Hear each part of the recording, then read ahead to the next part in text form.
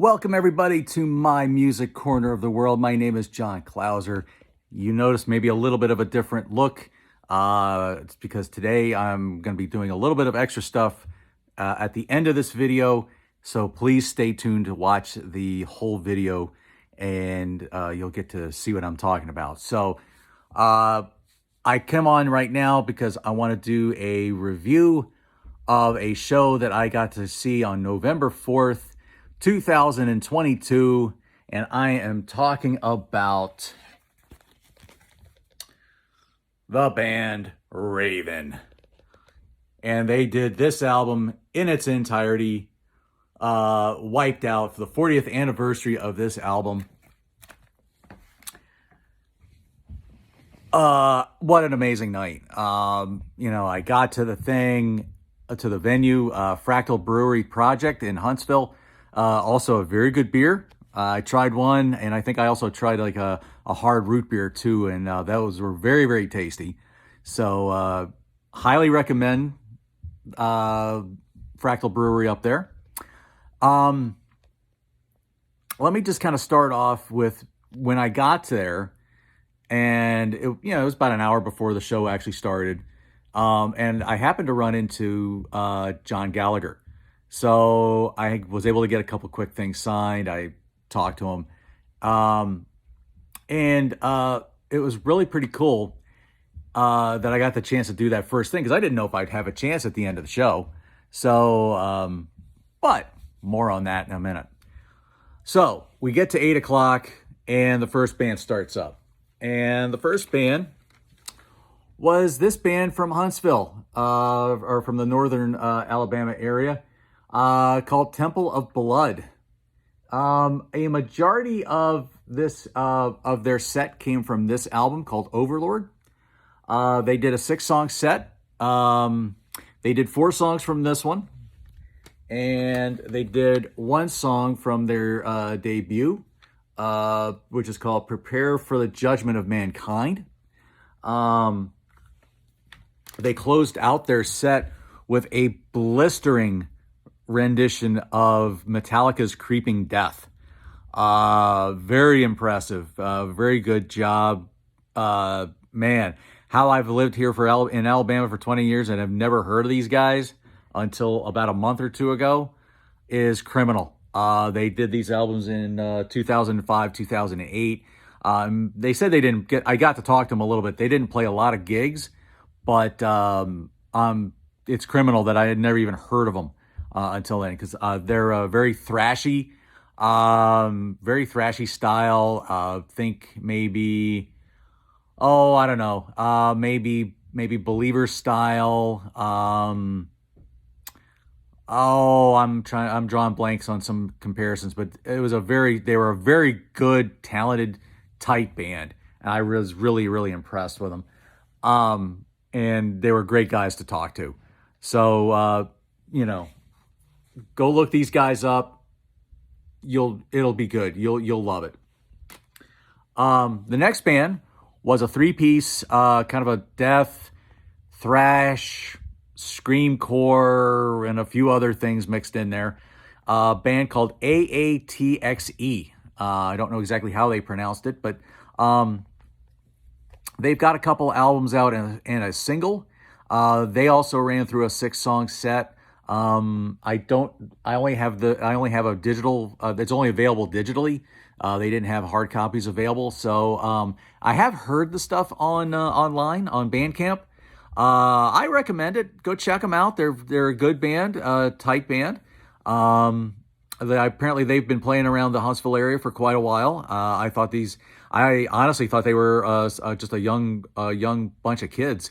And these guys looked like they'd been around for a while. And I mean that in a good way. They looked very well seasoned, in their playing. So that was a very quick, tight set. The next band up was the touring partner for Raven. We're talking about Riot Act. So what this is Riot Act is, this features Rick Ventura, who played in Riot for a spell, I believe from 78 to 84, somewhere in that neighborhood, perhaps. On bass, Paul Ranieri, and I apologize if I'm not getting that right.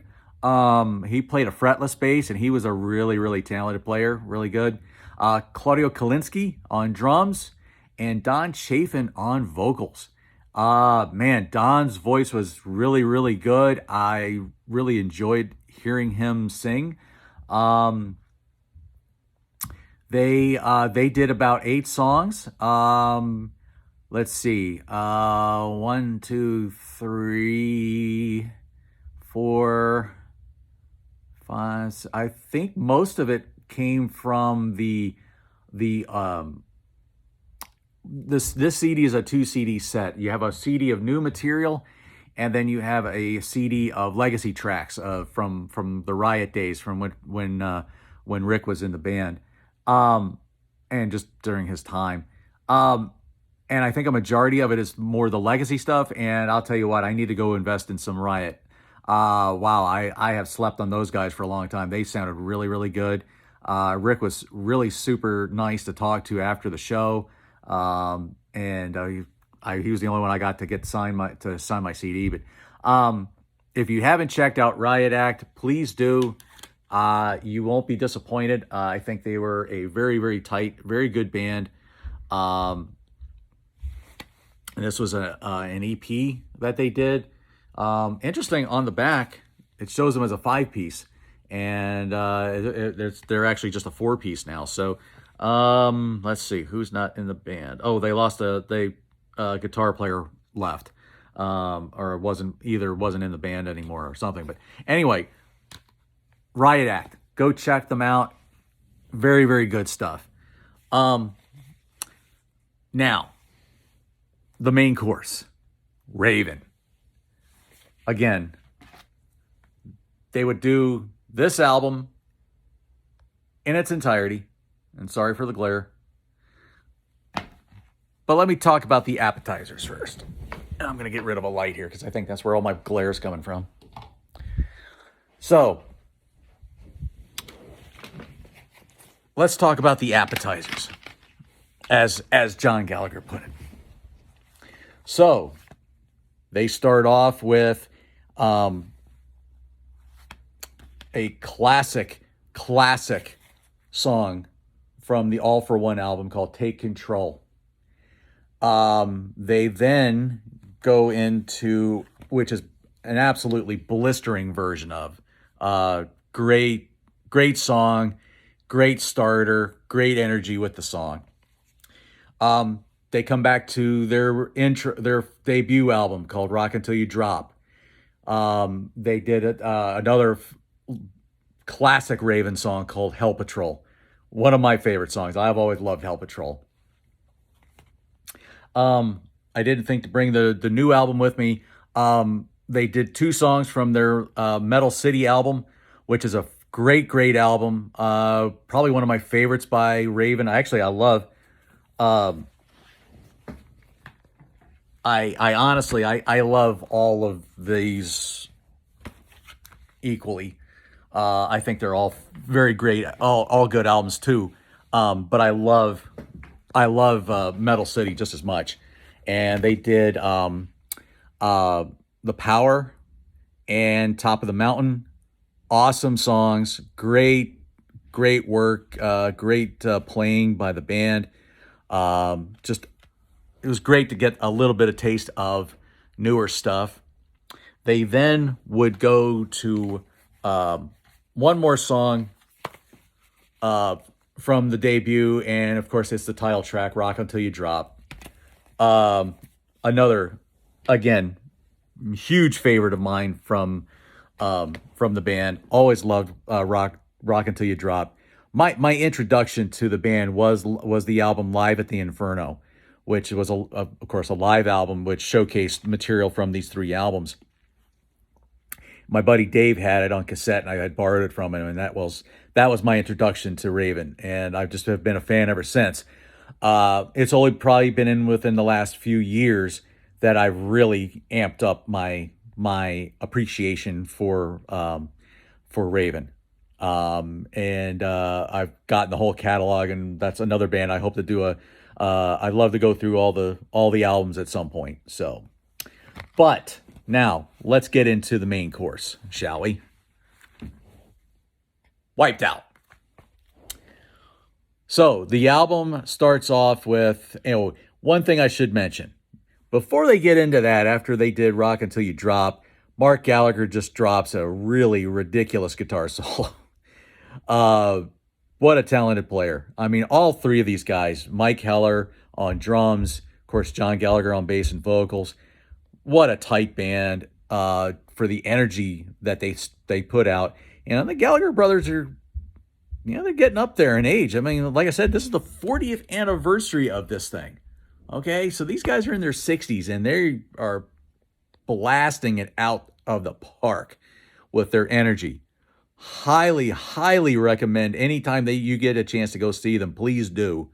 Anyway, main course, Wiped Out in its entirety. We start off with Faster Than the Speed of Light, amazing kickoff track on the album. I think they do it even faster. And they did it faster yesterday or when I saw them in concert than on the album. Bring the Hammer Down has a great gang vocal. Another great power song, Firepower. Another classic from the Raven era. From all just a good song about putting the firepower in the hands of a madman. Read all about it. A little prophetic about watching the news kind of thing. That has a great gang vocal thing that the crowd could yell to. To the Limit, to the Top, as John would put it, would be the epic of the album. Again, great song, great energy. Battle Zone, another awesome song to close out side one. Side two, one of my absolute favorite songs by Raven is Live at the Inferno. It was a highlight on the live album, and it certainly was a highlight here last night. Absolutely crazy, good song. Could listen to it all night long. Star War, another classic from this album. UXB, a good song about a British TV show, probably overly funded too much, as John would say. They did a different rendition of an instrumental called 2021, which was more of an acoustic piece. And this time John did it on bass. And man, did that sound amazing. They go right into Hold Back the Fire, another just rocking song. And they end with what, as John puts it, the ballad of the song, called Chainsaw, about a song about a person who just loves to saw people to pieces. So there you go. No, it's not a ballad. It was a high-charged, crazy song. Lots of energy throughout this entire set. They would also finish off something from this album, and I believe it may have been a separate single. The title song called Wiped Out, which isn't actually on this. It's actually not on this album. But anyway, they finish off with Wiped Out, which is, again, a classic song from the early days. And then they started teasing one more song. And a guy named Matt, who was standing next to me, who was like a super fan. He'd been following him for like the last 4 shows.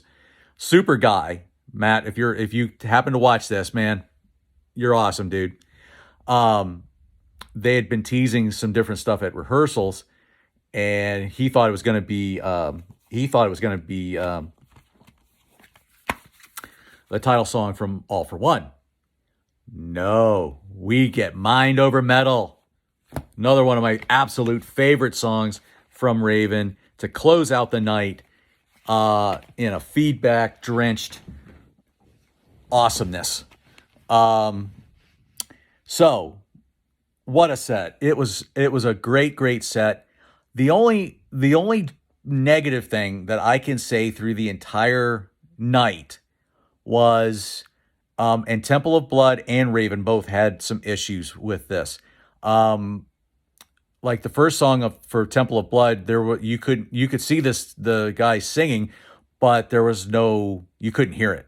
They were trying to figure out the mic situation, and they eventually got it. I still couldn't really hear him that well throughout the rest of the set, but they still were really, really tight, good band, and they still managed to pull it off, even though you couldn't really hear the vocals too well. AATXE and Riot Act didn't seem to have any problems with that. They managed out okay. Unfortunately for Raven, John Gallagher wears a like a one of those mics you see when speakers have it like on their kind of strapped to their head, and they have the little mic thing in front of their face. So that's what John has used for quite a number of years.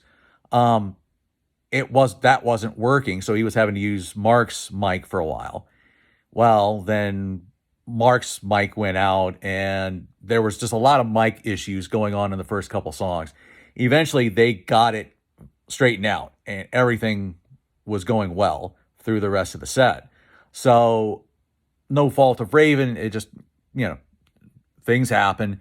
They plowed through, and they did a fine job. So, after the show, of course, this is a small room.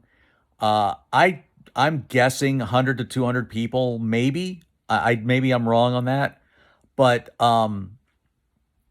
anyway, so it was easy to get to hang out and actually get to talk to the band for a little bit.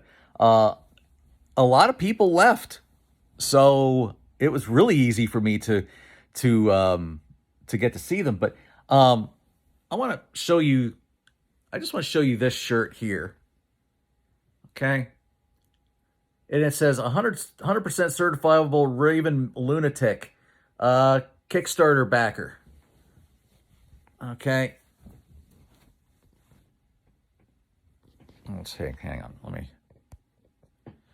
So. All right. So I backed them when they were making this album called Extermination. And this came out in 2015.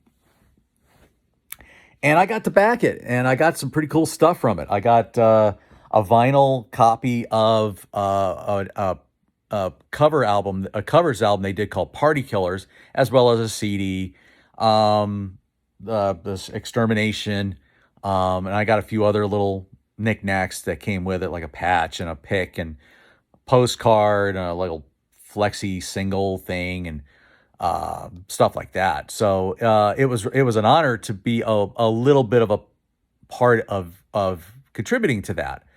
And so both John and Mark Gallagher they saw my shirt, and of course they gravitated toward that because they were very appreciative of that.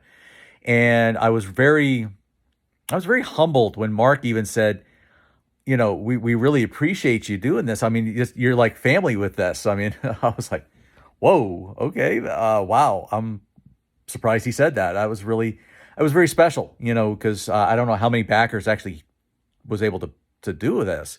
So, to help contribute to making that record, and really give them a kind of another kickstart in their career.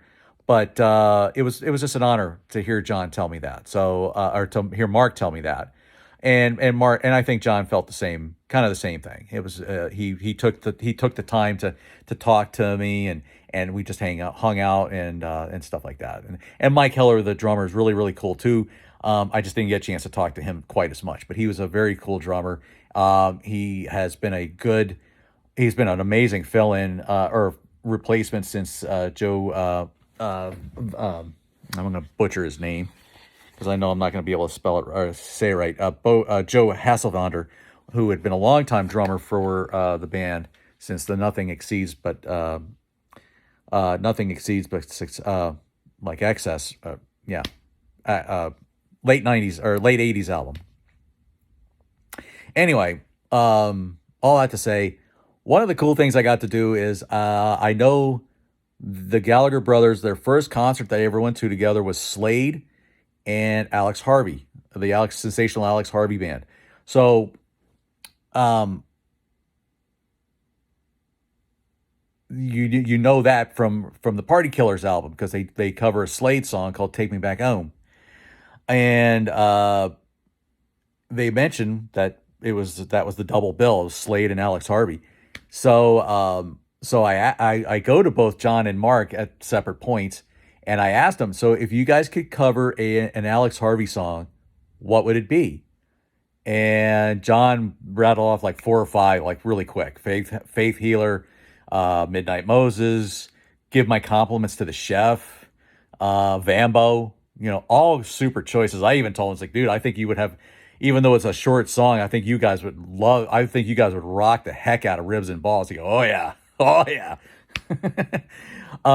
Mark, he took a little bit, but he came up with the Vambo and Faith Healer kind of quick too. But he was impressed that anybody in the States even knew who Alex Harvey was.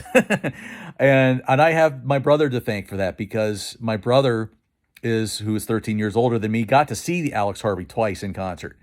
And I was obviously too young for that. So, and ever since then, I've really enjoyed Alex Harvey Band. But and somebody worth checking out. That's somebody else I would like to do a series on, and I think one day I might.